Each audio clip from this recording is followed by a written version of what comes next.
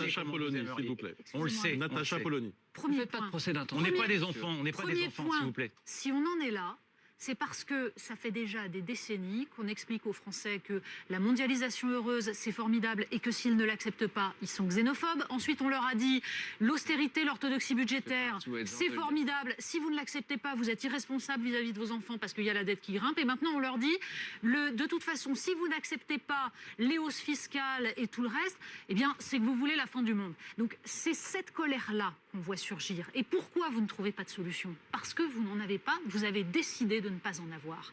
C'est-à-dire que vous avez décidé de vous couper de toutes les marges de manœuvre possibles. En effet, dans la situation où nous sommes, vous êtes condamnés à monter d'un côté une taxe, puis de l'autre côté un peu une autre en arbitrant. Pourquoi? Parce que vous n'avez pas de marge de manœuvre budgétaire, vous n'avez pas de marge de manœuvre monétaire, vous ne contrôlez pas vos frontières, c'est-à-dire que vous ne pouvez pas faire du protectionnisme à l'échelle européenne parce que d'autres pays le refusent. Tant que l'Union européenne ne comprendra pas qu'il faut protéger, on en sera là. Et d'ailleurs, si vous regardez les revendications des Gilets jaunes, lisez-les en entier, ça n'a absolument pas été commenté. Elles ne sont pas du tout contradictoires.